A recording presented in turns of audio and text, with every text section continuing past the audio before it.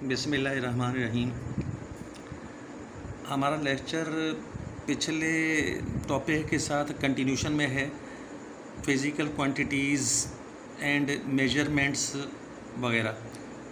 यहाँ देखिए, ये एक इंस्ट्रूमेंट है, मेजरिंग इंस्ट्रूमेंट। इसका नाम है वर्नियर कैलीपर। ये इस काम के लिए इस्तेमाल होता है कि किसी चीज़ की लेंथ ज़्यादा बारीक बीनी तक मालूम करनी है तो उसके लिए ये इस्तेमाल होता है। इसके ये पार्ट्स ज़रा देखिएगा, मेन पार्ट्स। ये नीचे ये जो पूरा यहाँ ये वाला हिस्सा पूरा ये, तो इसको ये बोलते हैं फिक्स्ड जा इसको, और ये मेन स्केल है। और यहाँ पर वो थोड़ी देर बाद में ये थोड़ा बड़े साइज़ में दिखलाऊंगा, इसको बोलते हैं वर्नियर स्केल। तो ये वर्नियर स्केल हुआ, और ये नीचे मेन स्केल हुआ। ये फिक्स्ड जा है और ये मूवेबल जा है। जब यहाँ से हाथ से पकड़कर पीछे खींचते हैं तो ये वाला जा इससे अलग होकर पीछे खिंच गया है, इसको बोलते हैं स्लाइडिंग जा, और ये फिक्स्ड जा है। और ये देखिए यहाँ नीचे ये एक रिंग है। अब इस रिंग का जो डायमीटर फाइंड आउट करने के लिए इस इंस्ट्रूमेंट को, जिसका नाम वर्नियर कैलीपर है, इस्तेमाल किया गया है। तो रीडिंग कैसे लेनी है, इस वक्त मेरा वो मौजू नहीं है कि रीडिंग इसकी किस तरह ली जाती है। तो आगे चलते हैं। ये देखिए, ये दूसरी डायग्राम है, यानी नेक्स्ट। तो इसमें चीज़ों को थोड़ा बड़ा करके दिखाया गया है। ये ऊपर वो जो स्लाइडिंग पार्ट मैंने आपको दिखलाया था कि हाथ से पकड़ के इसको पीछे खींच देते हैं, तो ये जो स्लाइडिंग पार्ट के ऊपर ये जो रीडिंग है, यानी 0 से लेकर 10 तक, इसको बोलते हैं वर्नियर स्केल। तो ये वर्नियर स्केल की रीडिंग 0 से लेकर 10 तक है, यानी 10 पार्ट्स हैं, ये याद रखिएगा। और ये खिड़की के अंदर से ये जो नज़र आ रहा है, ये है मेन स्केल। तो मेन स्केल ये देखिए खिड़की के अंदर से भी नज़र आ रहा है, और फिर ये स्लाइडिंग वाला हिस्सा यानी ऊपर राइट और लेफ़्ट को स्लाइड करने के लिए, और ये नीचे से यहाँ भी ये देखिएगा ये मेन स्केल नज़र आ रहा है। तो यहाँ पर 3 है, यहाँ पर 2 है, और इसके और इस तरफ जो डायग्राम नज़र नहीं आ रही, मतलब है कि हिडन है। तो आगे 1 होगा, फिर 0 होगा। तो जहन में रखिएगा कि मेन स्केल का 0 होता है, जो होगा, जो जहाँ पर नज़र नहीं आ रहा, और वर्नियर स्केल का भी 0 होता है। तो जब इस वर्नियर स्केल को या ये स्लाइडिंग हिस्से को खींचकर और इधर लाएंगे, तो एक जा जो है दूसरे जा के साथ जब टच कर जाएगा, तो ये वर्नियर स्केल वाला 0 और मेन स्केल वाला 0 आपस में बिल्कुल आमने सामने होने चाहिए, बिल्कुल एक दूसरे के साथ कोइंसाइड कर जाने चाहिए, जैसा कि अभी मैं आपको नेक्स्ट डायग्राम में दिखलाने जा रहा हूँ। ये देखिए, ये ऊपर लिखा हुआ है मेन स्केल। इसका मतलब है कि ये वो रीडिंग मेन स्केल की रीडिंग है, 0, 1, और यहाँ पर आगे हिडन है 2, 3 वगैरह 4। तो और ये नीचे जो है वो वर्नियर स्केल की रीडिंग है, जो थोड़ी देर पहले दिखलाई थी। तो अब आप देखिए, ये मेन स्केल वाला 0 और वर्नियर स्केल वाला 0 बिल्कुल आमने सामने हैं, एक दूसरे के साथ कंसाइड हुए हैं। तो ऐसी सूरत में हम कहेंगे कि इसमें कोई 0 एरर नहीं है, याद रखिएगा। तो ऐसी सिचुएशन में नो 0 एरर। लेकिन अगर जाज को मिलाया जाए, यानी वर्नियर स्केल के दोनों जाज को आपस में टच कर दिया जाए, और ये वाला पार्ट इसके सामने आने के बजाय राइट की तरफ शिफ्ट किया हुआ हो, तो हम कहेंगे कि वर्नियर कैलीपर में 0 जो एरर है वो पॉजिटिव 0 एरर है। और अगर वो लेफ़्ट की तरफ हो, यानी ये वाला 0 इससे अगर लेफ़्ट की तरफ हो दोनों जाज को टच करने के साथ, तो हम कहेंगे कि वर्नियर कैलीपर में नेगेटिव 0 एरर है। लास्ट जो वीडियो लेक्चर हमारा, उस लेक्चर में हमने क्वेश्चन नंबर 5 तक काम कर लिया था। अब ये देखिए question number 6, define positive and negative 0 error of vernier calliper. Vernier calliper का पॉजिटिव 0 एरर और नेगेटिव 0 एरर वो डिफ़ाइन करना है। लाहौर बोर्ड के 2021 वाले पेपर में ये क्वेश्चन आया था। आंसर देखिए, on closing the jaws of the calliper. Calliper हमने जानबूझकर वर्नियर का लफ्ज़ ओमिट कर दिया है। कैलीपर से मुराद वर्नियर कैलीपर यहाँ पर। On closing the jaws of the calliper, if zero of the vernier scale is to the right of zero of the main scale, अगर दोनों जहाज़ को यानी क्लोज करने से, एक दूसरे के साथ बंद कर देने से वर्नियर स्केल वाला ज़ीरो अगर मेन स्केल वाले ज़ीरो के राइट साइड पर हो, तो ऐसी सूरत में क्या होगा? Then the calliper is said to have a positive zero error. समझाने की ज़रूरत नहीं रही क्योंकि वो मैंने डायग्राम पर चीज़ें आपको समझा दी हैं। And if zero of the vernier scale is to the left, अगर वर्नियर स्केल का ज़ीरो लेफ़्ट की तरफ है तो फिर क्या होगा? The calliper is said to have a negative zero error. तो ये इस तरह से ये आंसर हमारा कंप्लीट हो गया। Question number 7, what is meant by least count of vernier caliper? Lahore 2014, 2015, 2021। Answer देखिएगा, least count of vernier caliper is the minimum length that can be measured by it, यानी कि कम से कम जितनी लेंथ नापी जा सकती हो वर्नियर कैलीपर से, तो वो वर्नियर कैलीपर का लीस्ट काउंट होगा। नेक्स्ट हमारे पास है question number 8, define derived physical quantities and write the names of some derived physical quantities। derived physical quantities को डिफाइन करना है और कुछ के नाम लिखने हैं। लाहौर 2013।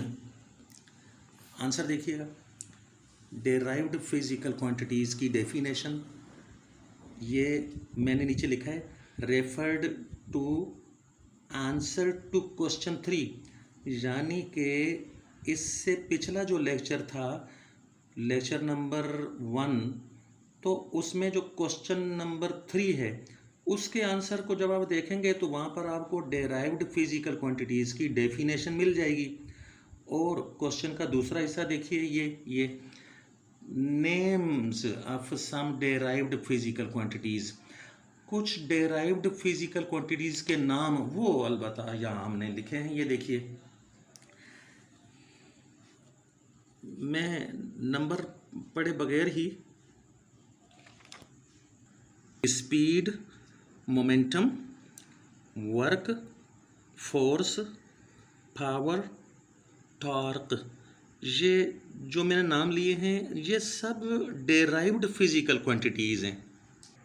नेक्स्ट हमारे पास है question number 9, write the names of some measuring instruments. और ये लाहौर बोर्ड के 2017 वाले पर्चे में आया है। वहाँ पर वैसे ये था कि 2 नाम लिखें मेजरिंग इंस्ट्रूमेंट्स के, लेकिन ज़रूरी तो नहीं है कि सिर्फ हम 2 ही का जिक्र कर दें। तो पूछने वाले की मर्ज़ी है, क्वेश्चन बनाने वाले की, कि वो 2 के नाम पूछ ले, 5 के पूछ ले, 3 इंस्ट्रूमेंट्स के नाम पूछ ले। तो हमने काफ़ी सारे इंस्ट्रूमेंट्स के नाम लिखे हैं। ये देखिएगा, ये देखिए, metre rule, vernier calliper, micrometer, screw gauge, physical balance, electronic balance, clocks. Clocks मैंने इसलिए रखा है कि एक से ज़्यादा तरह की क्लॉक्स होती हैं, यानी घड़ियाँ, तो इसलिए एस लगाकर क्लॉक्स। Measuring cylinder. इन सारी चीज़ों की डायग्राम्स या फ़ोटोज़ जो हैं ये किताब में दी हुई हैं, वहाँ से देख सकते हैं। नेक्स्ट हमारे पास question number 10, what is meant by base quantities, write examples. Lahore board में 2018 के पर्चे में आया। तो इसके लिए ये देखिएगा रेफरेंस जो है क्वेश्चन नंबर 2 और क्वेश्चन नंबर 4 जब आप देखेंगे वो पहले लेक्चर में, तो वहाँ पर आपको इसका आंसर मिल जाएगा। और हम डिस्क्रिप्शन में वीडियो का लिंक मिल जाएगा, वहाँ क्लिक करके देख लीजिएगा। हाँ, नेक्स्ट हमारे पास है question number 11, what is meant by prefixes, give examples. दो बातें बतानी है कि प्रीफिक्सेस से क्या मुराद है और उनकी एग्जांपल्स भी देनी है। लाहौर बोर्ड में 2016, 2018 और 2019 इन पेपर्स में ये आया था। आंसर में देखिएगा पहला पार्ट यानी प्रीफिक्सेस क्या चीज़ होते हैं, तो वो डेफिनेशन है प्रीफिक्सेस की। A unit prefix is a specifier that indicates multiples or fractions of the units। मतलब ये है कि ये जो प्रीफिक्स, एक ये सिंगुलर है और प्रीफिक्सेस जो है वो प्लूरल होता है। तो हमारी मर्ज़ी हम सिंगुलर में डेफिनेशन लिखें या प्लूरल में। तो फिर प्रीफिक्स जो होता है वो स्पेसिफायर होता है। यूनिट प्रीफिक्स जो होता है स्पेसिफाई करने वाली कोई चीज़ होती है जो इंडिकेट करती है मल्टीपल्स को या फ्रैक्शंस को इंडिकेट करती है। किसके मल्टीपल्स या किसके फ्रैक्शंस? मल्टीपल्स यूनिट्स के और फ्रैक्शंस भी यूनिट्स के। एग्जाम्पल जब हम देखने जा रहे हैं तो एग्जाम्पल्स से आपको ये चीज़ें भी समझ आ जाएंगी। एग्जाम्पल्स देखिए प्रीफिक्स की, मैंने 2 एग्जाम्पल्स लिखी हैं। नंबर 1 देखिएगा, ये देखिएगा 10 पावर -3, ये एक प्रीफिक्स है तो इंडिकेट करता है 1000th part and is named as milli. ये प्रीफिक्स जो है 10 की पावर -3 ये 1000th पार्ट यानी 1000वें हिस्से को जाहिर करता है। ये 1000वें हिस्से को जाहिर करने वाली चीज़ का नाम है मिली। अच्छा जी, किस चीज़ के 1000वें हिस्से को जाहिर करता है? पीछे वो जो इस एग्जाम्पल से पहले वो जो डेफिनेशन जब हम अभी थोड़ी देर पहले पढ़ रहे थे तो उसमें बताया कि यूनिट के साथ ये होता है। तो इसका मतलब ये कि यूनिट के साथ लगेगा। आगे देखिएगा ये कैसे होगा। 5 multiplied by 10 power -3 metre is described as, ये देखिएगा 5 को 5 लिखा, जब दरमियान में कोई निशानी ना डाली जाए तो वो मल्टीप्लिकेशन ही मानी जाती है। ये मैथमेटिक्स में बता दिया जाता है स्टूडेंट्स को। फिर बताने जा रहा हूँ कि 5 के आगे यहाँ पर जब कोई निशानी नहीं है, हमने नहीं लगाई जब निशानी, तो ये मल्टीप्लिकेशन मान लिया जाएगा। अच्छा, ये देखिएगा ये 10 की पावर -3, इसका नाम हमने रखा है मिली। ये देखिएगा मिली, तो मिली के लिए ये पहले वाला m मिली के लिए है, ये मिली हो गया। और ये मीटर के लिए ये दूसरा m है। तो इस तरीके से ये हो जाएगा 5 मिलीमीटर। तो 5 मिलीमीटर का मतलब है कि यानी कि 5 मरतबा मीटर का 1000वां हिस्सा। तो इसकी और ज़्यादा टेंशन लेने की ज़रूरत नहीं है। और भी चीज़ें जैसे जैसे आगे चलते जाएंगे तो चीज़ें ज़्यादा समझ में आती जाएंगी। यहाँ पर जितना समझ में आ चुका हो उतना ही जहन में रख लीजिएगा। नेक्स्ट एग्जांपल देखिए, एग्जांपल नंबर 2, ये 10 पावर 3, पहले था 10 की पावर -3, तो वो जो है फ्रैक्शन को ज़ाहिर करता है।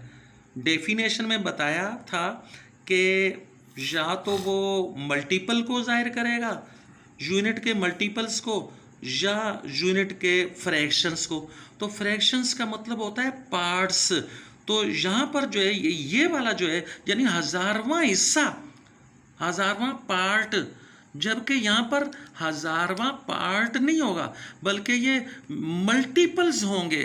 तो 10 पावर 3 इंडिकेट्स 1000 टाइम्स। हाँ, 1000 टाइम्स का मतलब है कि हज़ारवां हिस्सा नहीं बल्कि यानी 1000 मर्तबा वो चीज़ हो जाएगी। कैसे, ये देखिएगा।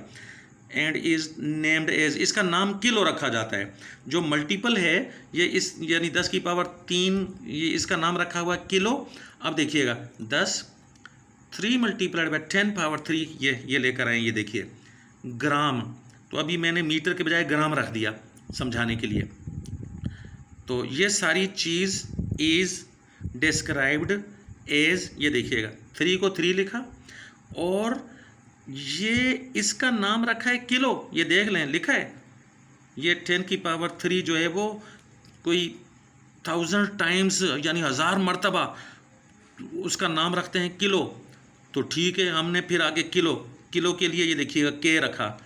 तो 3 लगाया, 10 की पावर 3 यानी 1000 मर्तबा के लिए किलो लगाया और ये ग्राम के लिए ये जी लगाया। तो इस तरीके से इस पूरे का मतलब हो जाएगा 3 किलोग्राम। मतलब ये हुआ कि 3000 ग्राम। नेक्स्ट हमारे पास है question number 12। Right the SI units, यानी सिस्टम इंटरनेशनल वाले यूनिट्स लिखने हैं of the following physical quantities. Karachi board 2013 में ये वाली फिजिकल क्वांटिटीज़ दी हुई थी, पढ़कर सुना देता हूँ।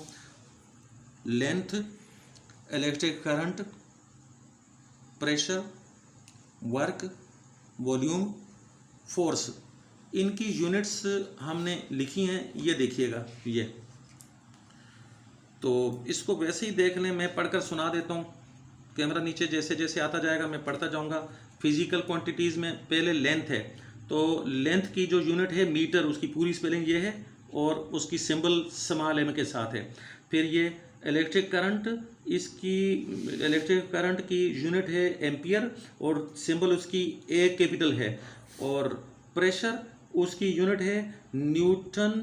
इस लाइन को पर करके पढ़ देंगे, न्यूटन पर स्क्वायर मीटर। और उसके आगे देखिएगा वर्क की यूनिट है जूल और कैपिटल जे के साथ सिंबल है उसका। वॉल्यूम की जो यूनिट है वो है क्यूबिक मीटर और इसकी सिंबल m की पावर 3।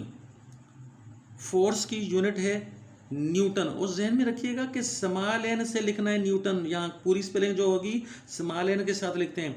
हाँ, ये अलग बात है कि जब इसको सिंबल लिखेंगे तो कैपिटल एन लिखते हैं, कैपिटल एन, लेकिन जब पूरी स्पेलिंग लिखते हैं न्यूटन के लिए स्मॉल एन, ये याद रखना है आपने।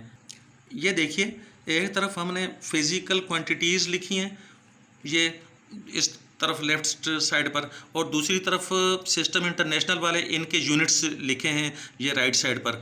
तो ये ज़रा एक चीज़ को देख लें कि ये स्पीड जो है ये मैंने अपनी तरफ से ये लिखा है। बाकी की जो सारी यूनिट्स हैं वो कराची बोर्ड के 2 और पर्चों में से देखकर मैंने वो यहाँ पर लिखी हैं। तो उनका जिक्र नहीं किया कि कराची बोर्ड के कौन से साल में, लेकिन ये तो कहीं भी आ सकती है। इसके ऊपर बहुत ज़्यादा आपको ग्रिप होनी चाहिए, नॉलेज इसका होना चाहिए। आप देखिए, स्ट्रेस की यूनिट है न्यूटन पर स्क्वायर मीटर। इसको पढ़ने का तरीका सीख लें न्यूटन के लिए। अब मैंने कैपिटल एन लगाया है, जब मैंने पूरी स्पेलिंग लिखी थी तो न्यूटन को स्मॉल एन से लिखा था, लेकिन अब जब सिंबल लिखा है तो कैपिटल एन। और माइनस की वजह से पर बोलना है, अगर माइनस नहीं होगा तो यूँ बोलेंगे न्यूटन मीटर स्क्वायर्ड, लेकिन माइनस की वजह से पर बोलेंगे ऐसे, न्यूटन पर स्क्वायर मीटर। टॉर्क की जो यूनिट है वो न्यूटन मीटर। मोमेंटम की यूनिट है, मोमेंटम की यूनिट देखिए किलोग्राम मीटर पर सेकंड या न्यूटन सेकंड। ये पढ़ना सीख लें मुझसे। और आगे देखिए, इनपुट जो है वो कोई वर्क होता है, वर्क की यूनिट जूल। तो इसलिए इनपुट की यूनिट जूल। टेम्परेचर की जो सिस्टम इंटरनेशनल में यूनिट है केल्विन है। कैपिटल के से शो करते हैं, मैंने नहीं किया लेकिन कोई बात नहीं, नो प्रॉब्लम। इसकी यूनिट पूरी स्पेलिंग के साथ भी लिख देंगे और ऐसे ऐसे लिख देंगे, वो बिल्कुल 100% आपको मार्क्स मिल जाएंगे, पूरे मार्क्स यानी। तो केल्विन जो है वो यूनिट है, ऐसा यूनिट किसकी, टेम्परेचर की। आगे देखिएगा, विस्कोसिटी की एसआई यूनिट को आपने ये याद करना है, पास्कल सेकंड। हाँ, एक और यूनिट किताबों में हुआ करती है, मिसाल के तौर पर फाइज, तो वो एसआई यूनिट नहीं है, वो किसी और सिस्टम में यूनिट है। जब आपको कहा जाए कि एसआई यूनिट यानी सिस्टम इंटरनेशनल वाली यूनिट लिखो विस्कोसिटी की, तो वो ये याद करनी है, पास्कल सेकंड। टाइम की यूनिट तो बहुत आसान है, एसआई यूनिट है सेकंड। वेट जो है वो फोर्स हुआ करती है, तो कोई भी फोर्स हो, चाहे वेट वाली फोर्स हो या कोई और फोर्स हो, तो उसकी यूनिट तो न्यूटन होगी, याद रखिएगा। पावर की यूनिट होगी वाट, और इसको मैं एक्सप्लेन नहीं कर रहा कि वाट को आगे और कैसे एक्सप्लेन करना है। स्पीड की यूनिट है मीटर पर सेकंड। फ्रीक्वेंसी की यूनिट है हर्ट्स। मैंने चीज़ों को एक्सप्लेन नहीं किया है, और मैं अब आपको बता देना चाहता हूँ कि मैं यहाँ पर चीज़ों को ज़्यादा एक्सप्लेन क्यों नहीं करता आंसर्स अपनों में। वो इसलिए कि हर चीज़ को अपने अपने मुकाम पर जहाँ उसको एक्सप्लेन करने की ज़रूरत होगी हम वहाँ करेंगे। इस तरह से आपकी तालीम अच्छी हो जाएगी। और आज का लेक्चर हमारा यहाँ पे ख़त्म हो गया।